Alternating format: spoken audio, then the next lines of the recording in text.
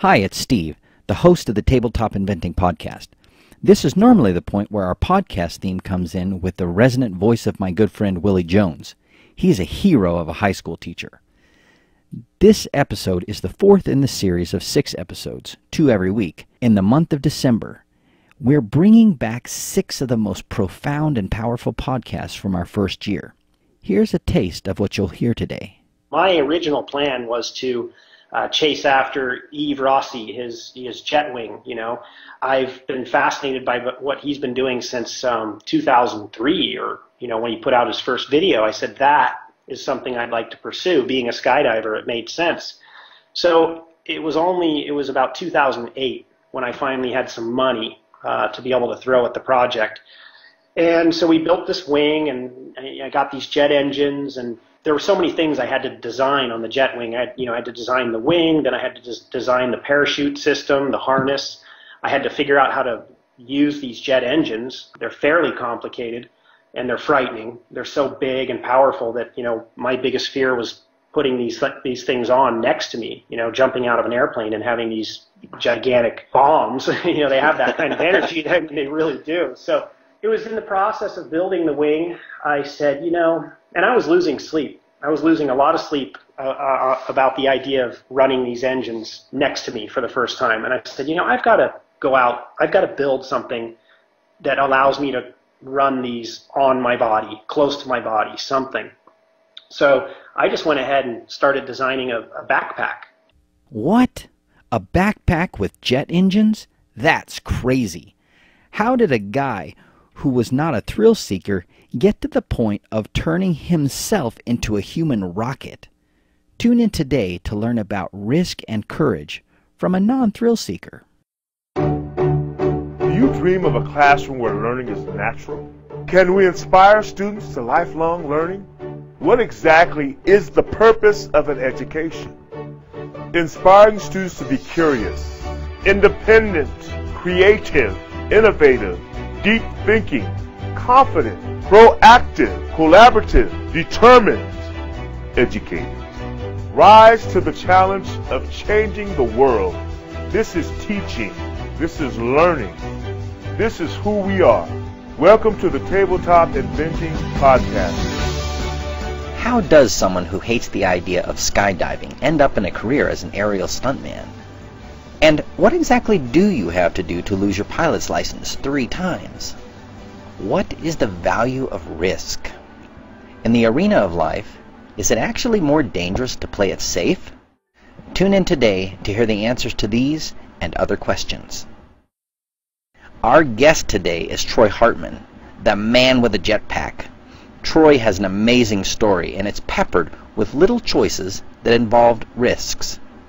Definitely check out the show notes page today to see Troy's jetpack videos. They are totally worth watching. They're amazing. Anyway, back on track here. We showed one particular video from Troy in all of our Inventors boot camps last summer in 2014 because he did such a great job describing the emotions and responses to risk. Let's tune in to hear what this engineer and pilot turned stuntman has to say about risk.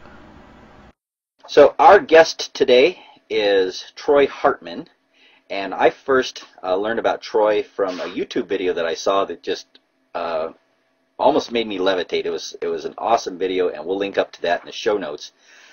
Troy started off at the Air Force Academy, and from there got into skydiving, and from skydiving got into a niche sport known as sky surfing, and that eventually led to spending time in the X Games and competing, and from that experience he got a lot more recognition and eventually had the opportunity to become an aerial stuntman. Troy, why don't you tell us a little bit about yourself from maybe some other angles? Well, yeah, thanks for that intro. Pretty cool. I was really all about flying when I was a kid, and it started with model airplanes. So I was as much interested in building and designing and tinkering with the model airplanes as I was with flying them. And those became my favorite things growing up, tinkering and flying. And it led to me wanting to, naturally become an aeronautical engineer and a pilot. and I was just so narrowly focused on doing just that. And I made it, made it my number one goal to, pursue those two things. And it made the most sense to go to the Air Force Academy, which is difficult to get into, but I was very driven, very motivated, and I went for it. And, one thing led to the other, as you mentioned, there were some of the things I've done. But yeah, I'm as much a engineer at heart as I am, a stuntman or a pilot. And I really love that, the tinkering side of things.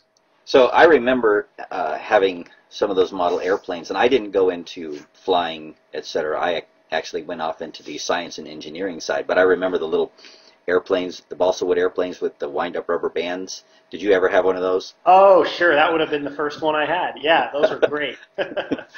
So did you eventually graduate to radio-controlled airplanes or anything more complex than that, or mostly hand-built stuff that you could make in the garage? No, it started with, like you said, the rubber band airplanes, and then the next were the Cox. You probably remember the Cox airplanes that you had on a line, and you could just go in a circle with it. Yeah, I remember those. And then it was model airplanes, and believe it or not, this was in the 80s. I actually went into the model helicopters, the remote-controlled helicopters, which wow. back then they were pretty much impossible to fly. They didn't have gyro stabilization. They didn't have any of that stuff. And the only reason I had the opportunity to do that was that my dad wanted to learn how to fly them too. But of course, he bought one, he financed that, and he quickly realized there was no way he was ever going to learn to fly it. So he just left that to me. He helped build it, and then he let me fly it. And I just crashed it is all I did. But I learned some of the basics. So yeah, I was really into the RC models. So how did you end up in the Air Force, other than just being interested in flying? That was my dad's influence. He knew that I wanted to fly and that I wanted to become an aeronautical engineer. Not that I really understood what an aeronautical engineer did. I just knew that whatever I did, I wanted it to be just airplanes. I wanted to be fully immersed in flying, and that was it. I pushed everything else outside of my, I just said, nope, it'll only be this. And it was pretty obvious. Well, to my dad, it was obvious. He said, well, then you want to go to the Air Force Academy. That's what you need to do. And luckily, he set me on that, that path. And early, it was 9th grade or something. And that's when you really need to start preparing to get into one of the academies, because your grades and extracurricular activities and sports and all the stuff you got to do to get in. And I really just was 100% focused on it. And I managed to get in, which was a huge task in itself. And yeah, that was what really opened up a lot of doors into everything that I ended up doing. Wow, that's impressive, because there is quite a few requirements coming into that, and it's impressive that you stayed focused all the way through that in high school. High school is not known for its ability to keep teenagers' attention. No, and believe me, it was a battle. It was not easy, because I was distracted by plenty of other things. And I did have to have my parents remind me every now and then, they said, you can still have fun, you can still do this other stuff, but just keep this goal, make it your priority, and it was a lot of balancing. So did you start your skydiving when you were in the academy, or was that something that you picked up later? I did start my skydiving in the academy, and I probably never would have done it otherwise, because it was something that scared me. There was no way. It wasn't even on my radar to jump out of an airplane. These other cadets at the academy, you had two different choices, two different tracks you could take. As a sophomore, you could go into the sky, you could do the skydiving training, or you could do the flying training. And naturally, I did the flying training, but we would go down on the bus. We'd go down to the flying field every day with the skydivers, because we shared the same field and everything. And I got to know a couple of these guys, and they would tell their stories, and a lot of them were horror stories about how my parachute opened wrong, or I had a bad land. And I thought, man, forget it. And then they said, but you should do it. You should definitely try it. And I was like, no way. You're going to tell me that story and then tell me I should try it? So I had one guy there, one buddy of mine, that was just determined to get me to try it. And we did it off base. We actually went to a skydiving club. He kind of tricked me, to be honest. He told me we were doing something else, and we just showed up at this airport in the middle of nowhere, and I said, oh, you got to be kidding me. You're going to do this to me? And I'm not one to turn down a dare. So I did it, and you know what? I fell in love with it. It was so different than what it was. I had the same idea of what it was going to be, that most people have. Oh, my stomach's going to come up into my throat. I'm going to feel like I'm falling. It's going to be this death tumble thing. And it's not that. It's not that at all. You're flying. You're out there actually flying on this cushion of air, and it's a really, really neat experience. That's interesting. So basically your friend tricked you into taking a risk, but looking back, you would probably tell us that risk was worth taking. Is that accurate? Oh, absolutely. It was life-changing. It opened up my eyes. I mean, I would have gone on, had I not done that, I would have gone on to, a full flying career, which would have been just as great, and I would not have known what I was missing, so to speak.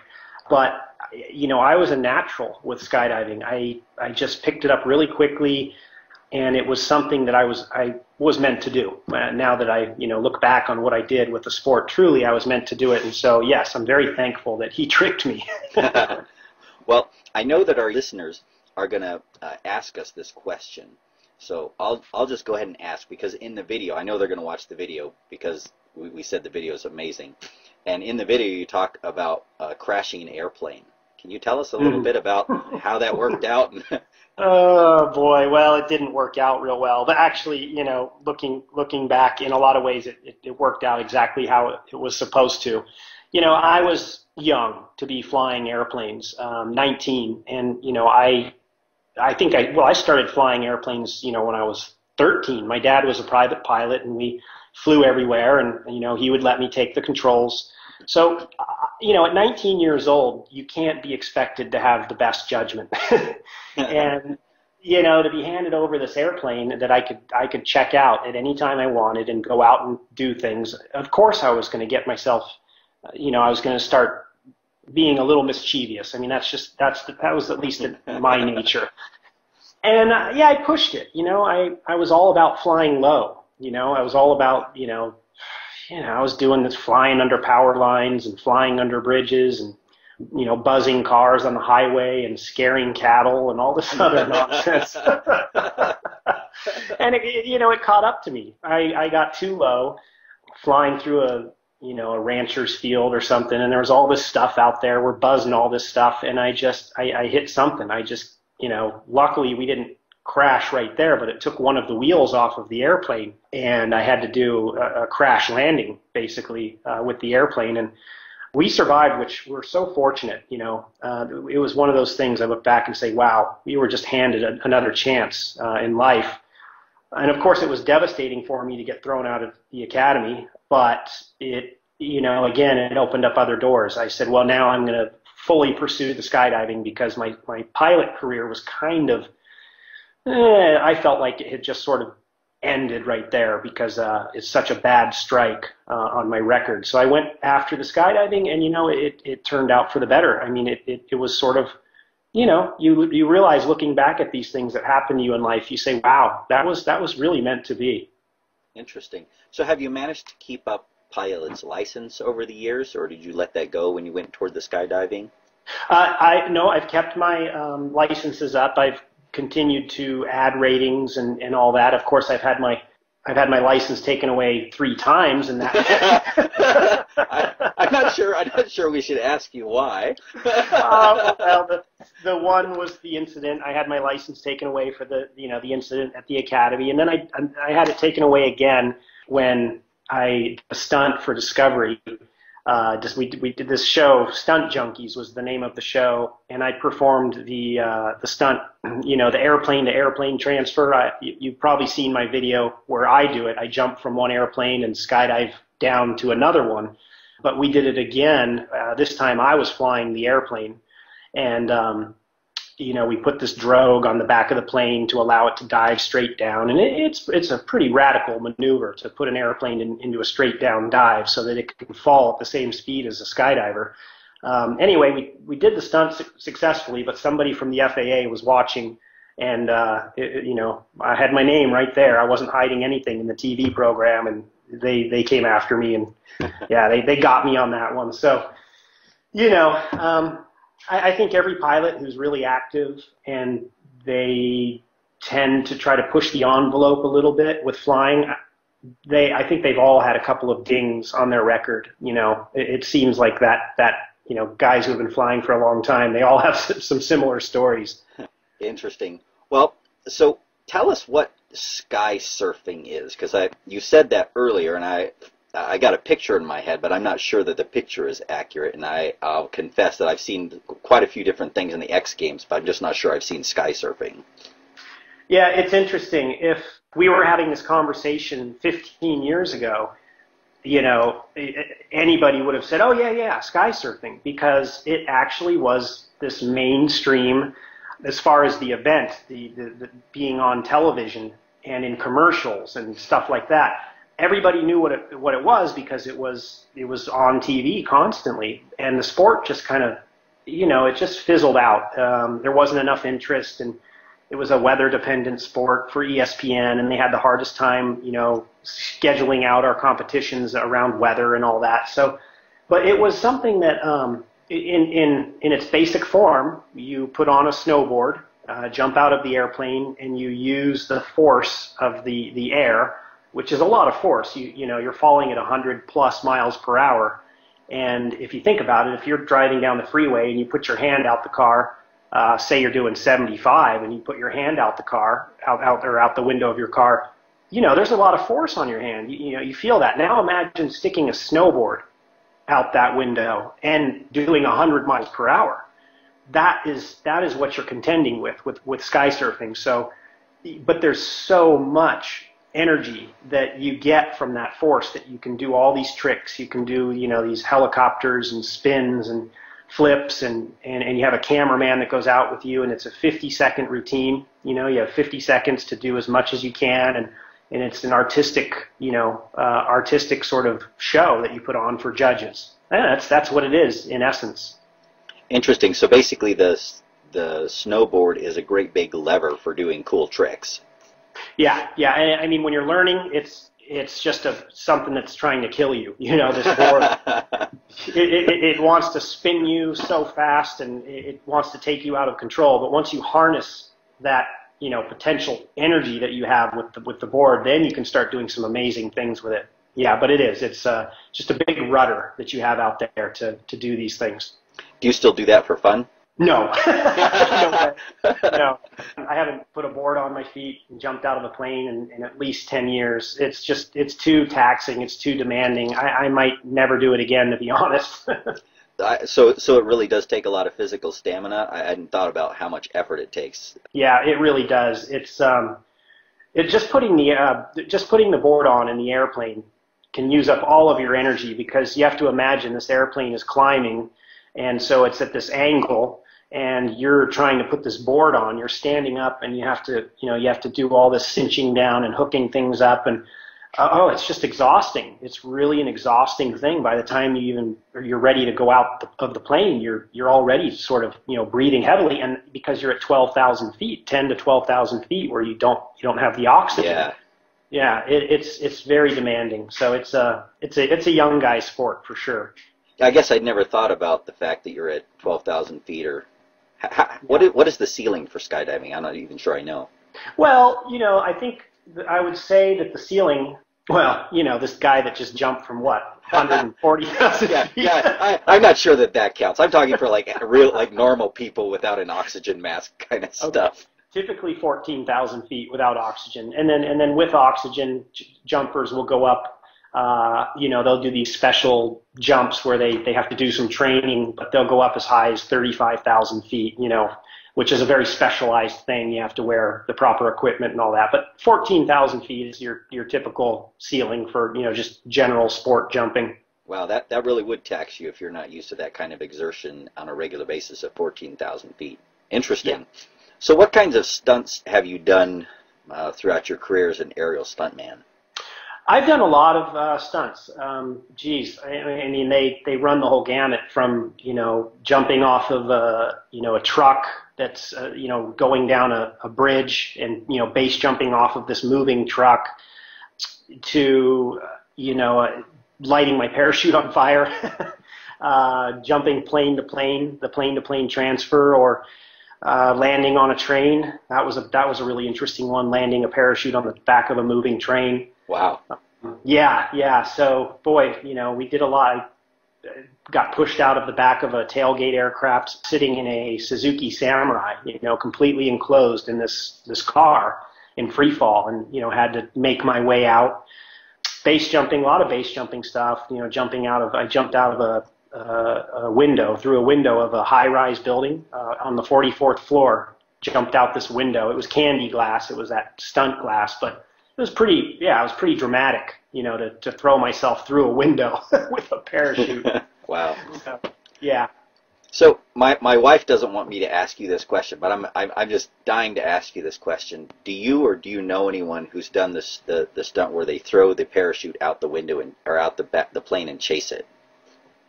Oh, geez. Yeah. That has been done. Not that way. The reason that wouldn't work is because a parachute, if you throw that thing out by itself, it's going to fall so slow that you would never have a chance. You would just go right by it. You'd never have a chance of slowing down. But there's two stunts that have been done that are pretty impressive. The first is a guy goes out of the airplane carrying a parachute, and the other guy flies up and grabs it and hooks in. Then he has a parachute that he just deploys that he's not even hooked into. He just has his wrists with a body harness. He has this body harness with an attachment point that comes from near his wrist, and he just hooks in to the parachute, just somewhere on the parachute, and then the other guy that was holding it for him, he deploys the parachute for him. So this guy's just hanging underneath the harness. That was impressive. And then recently we've had some guys that are jumping out without a parachute, and they have somebody come down that's wearing, like a tandem size parachute, and they catch up to the guy and hook into him, and then open up the parachute and they come down together. So those are the two variations. I would not do either. Wow, you just totally dashed all my views of this, because I guess I've seen all of the videos that must not be real. Oh, sure, yeah. The throwing the parachute out and catching it, just unless I'm missing something that's been done, as far as I know, it would only be possible if you had the thing weighted down with a bunch of lead rock or something inside of it. But yeah, as far as I know, nobody has done that one. You know what? The physicist in me should have known better than that, because the density is significantly different probably than a human density, and I should have thought about that. All right, Yes. So let's shift gears just for a couple of minutes here at the end, and let me ask you a couple of questions. So you've been the academic route and got into the Air Force Academy. In today's environment, the average teenager can go on the internet and look up an answer, and there's a lot that you can learn on the internet, and it's possible to fake your way through an education if you're good. You still have to be smart, but the internet can make you look a lot smarter. In that environment, what does it mean to be educated, do you think? That's a great question, and that's something that my wife and I talk about all the time. With the paradigm has just changed so much. Everything is there, and somebody that is studious, that wants to learn, they can probably, I hate to put it this way, but they can probably get an even better education by delving in themselves and really just learning all of these topics. And that takes somebody that's really motivated, because you're going to move at the pace of a classroom, as an entire classroom. So those students that are really fast learners and that want to get through the material more quickly, they're going to be better off probably getting a lot of this stuff done online on their own, I think, because I know all of the material is out there. And I've seen some incredible websites. I've even gone to some of these websites about physics. When I've just been searching for an answer to something, and I find these guys that have these YouTube shows or whatever, these lessons that they do, and they teach this stuff. So, my thought on it is that as far as college and school and doing all of that, and because obviously there's this argument that you don't need a college degree anymore to make it in the world, and I do believe to a big degree that is true. But what I got out of school was the accountability. and that's a big part of life is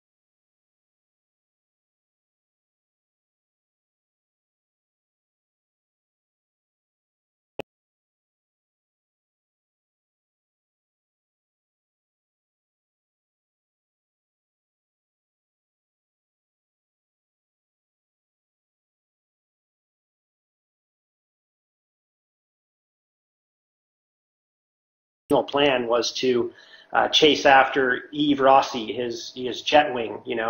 I've been fascinated by what he's been doing since 2003, or when he put out his first video. I said is something I'd like to pursue. Being a skydiver, it made sense.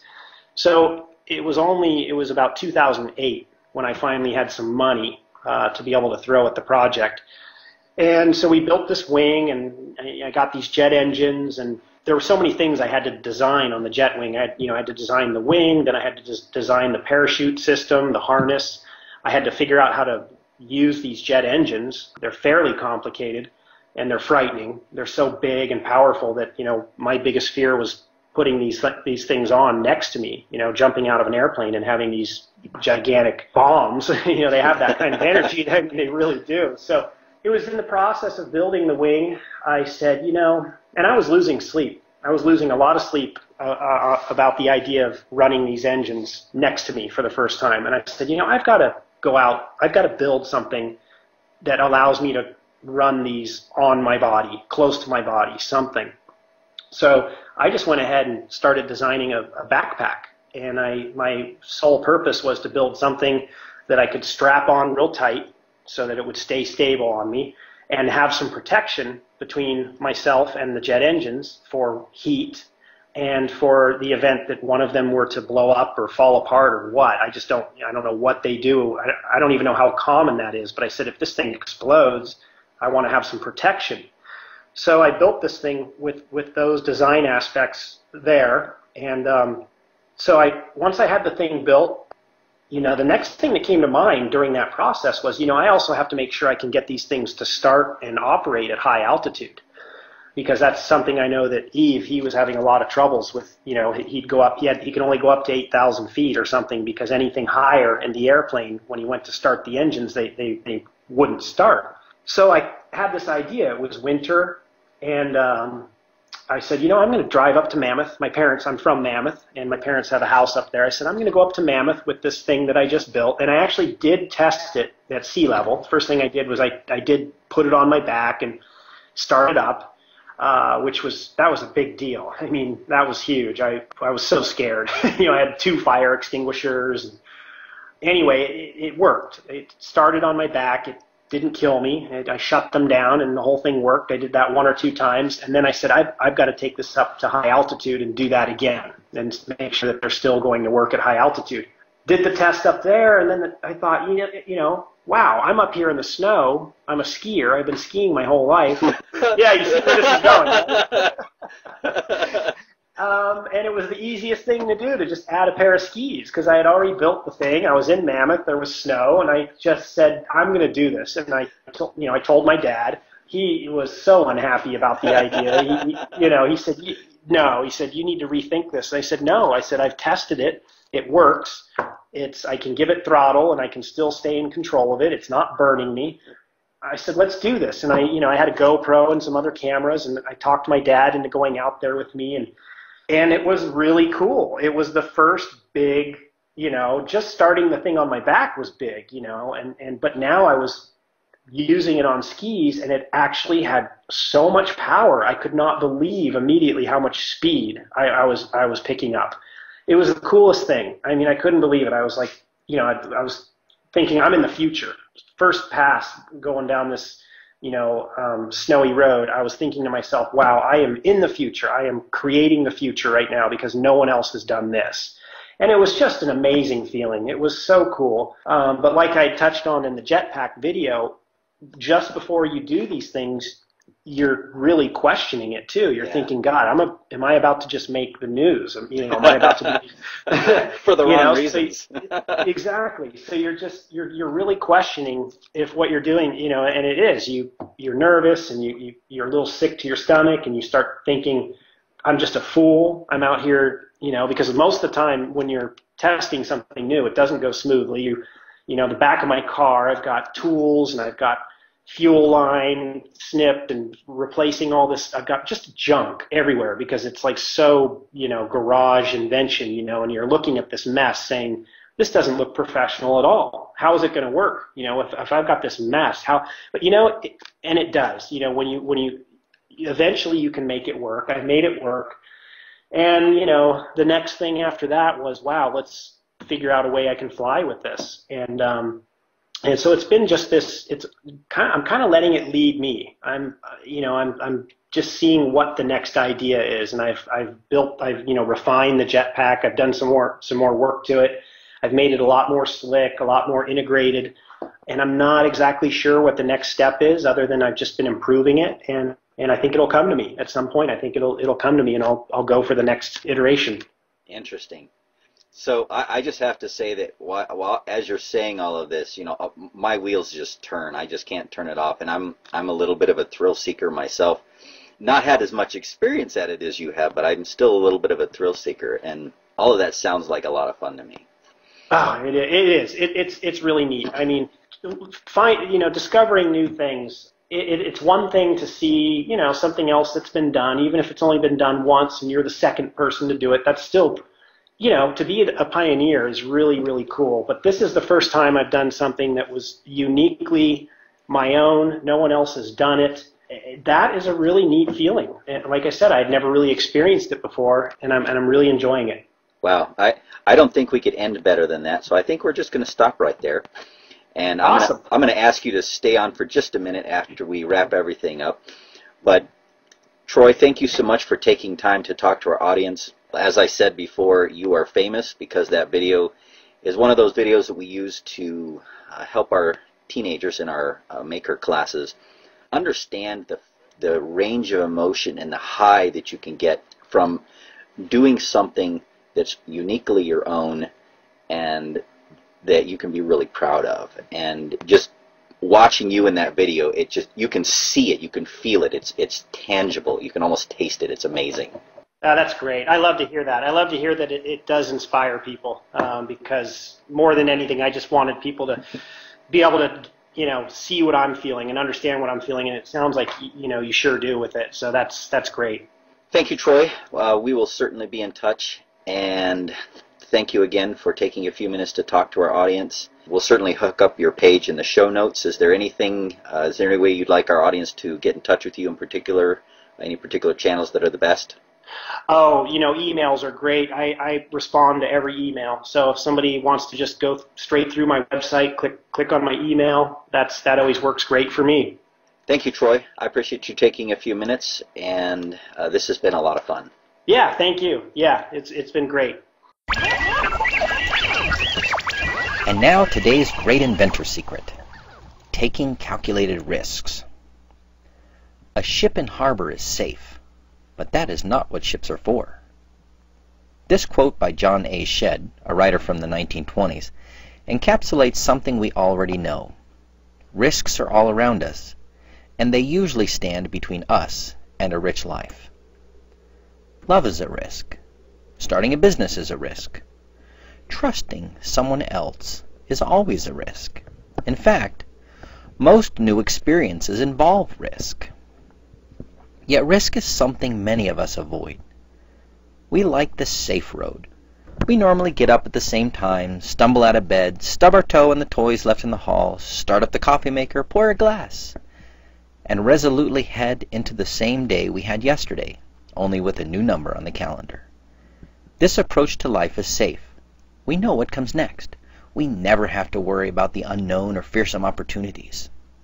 In our warm little cocoon we pass the hours, days, and years. But what if we are a butterfly? What if life as a worm isn't our lot? Since I'm not a theologian or a holy man, I can't address destiny and the meaning of life. But I do like to entertain the question, what if? So, back to my original question. What if you are really a butterfly? Does life as a worm really fit? Do you ever have dreams of flying while you're in this safe little cocoon? I know I did. So my wife can tell you that my interview with Troy Hartman was probably the highlight of 2014 for me. Troy is an intelligent engineer who knows how to take calculated risks. He isn't a thrill seeker, but he understands deeply the value of taking the leap, literally, when it's time. If your techie teenager needs a little push to step out of their comfort zone and really begin innovating, you need to know about the Resonance Innovation Fellowship. In 2016, we'll be taking a select group of 10 to 15 teens on a journey of self-discovery and excellence with integrity and innovation leadership. This isn't a club, and it's not a social gathering, and it's not a place for homework tutoring. The students in the Resonance Innovation Fellowship will be on a quest to find impact and world change through the backdrop of technology. To find out more, email me at stevecurti@ttinvent.com. That's STEVEKURTI@ttinvent.com. Don't just wonder about the future. Email us, and we'll help you create it.